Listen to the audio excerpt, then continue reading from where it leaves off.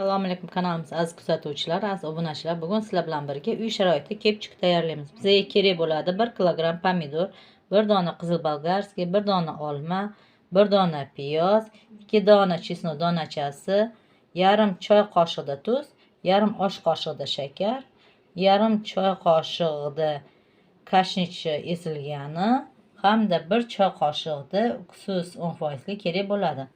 Hozir birinchi bu pomidorlarni bo'lakli bo'lib idishimizga solamiz. Hamda qolgan sabzavotlarni hammasini bo'lakli bo'lib pomidor ustidan solamiz.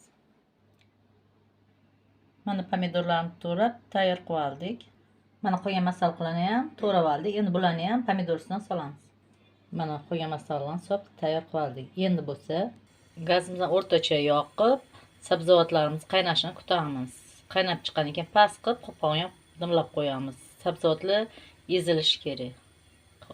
Aralashtirib turamiz. Kasalliklarni tegolmaslik uchun. Mana aralashtirib turamiz. Ozgina pomidorlar suv chiqishi boshladi. Mana suv chiqishi boshladi. Ozgina qaynagandan keyin qopqog'iga yopamiz. Mana sekin qaynashi boshladi. Endi gazimizni pasaytirib qopqog'iga yopib qo'yamiz. Dimlab pishiramiz. Sabzavotlari yumshoq bo'lguncha. Chunki blenderdan chiqazamiz, chiqarishi oson bo'ladi shunda. Sabzavotlar yumshasa. Mana dimlaganimizga tez tayyor bo'ladi sabzavotlarimiz. Mana pomidor ancha-muncha so'klari o'zidan chiqdi. Olmalar ham anchagina ezilyapti. Yana dimlab qo'yamiz. Bor yo'q 10 minutgina dimlab qo'ygan edim. Mana tez tayyor bo'ladi. Mana 25 minutcha qaynadi. Sabzavotlarimiz ezildi. Endi buni blender qilib olamiz. Mana sekin blender qilib olamiz. Massa holatiga keltirib oldik. Endi buni sitadan o'tkazib olamiz. Mana sitadan o'tkazib olamiz. Pomidori quyqalari qoladi-da. Toza massa sitadan o'tadi. Hammasini sitadan o'tkazib tayyor qilib olamiz. Mana pomidorimizni, shu boyagi massamizni sitadan o'tkazib oldik. Mana bu yerda pomidor sudek postlar qolgan. Mana bir xil massa bo'lib, chiroyli bo'lib sitadan o'tkazib tayyor qilib oldik. Endi buni idishimizga solib olamiz yana qayta. Mana pomidorli massamizni idishimizga bo'shatib oldik. Endi bo'lsa buni ustiga ziravorlarimizni solamiz. Yarim choy qoshiqda tuzni,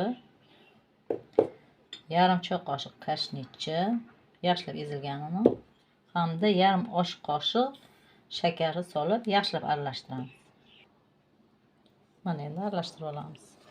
Yaxshilab va gazimizga qo'yamiz. Mana aralashtirib ko'rib shakarlarni ko'rdim. Shakar azin kamlik qildi. Ya'ni yarim osh qoshiq shakar so'raman. Chunki kepchukda shakar ko'proq bo'ladi, shirinroq bo'ladi. Shuning uchun. Endi qaynab chiqqandan keyin pasaytiramiz. Hozir qaynashini kutamiz. Mana kepchukimiz qaynab chiqdi, pasaytirib qo'ydik. Shunaqa qaynab turish kerak. 15 minut, 20 minutlarda quyuq suyuqligi o'zimizning xohishimizga ko'ra qaynatamiz. Yani ko'ramiz 15 minut, 20 minutlarda quyuq suyuqligi qanaqa bo'ladi. Mana oradan 20 minut vaqt o'tdi. Kepchukimiz mana shunaqa quyuq holatga keldi. Judayam ranglari ham chiroyli bo'lgan, mazalari ham zo'r bo'lgan. Endi bunga hozir bitta choy qoshiq 10% tuzdan solamiz.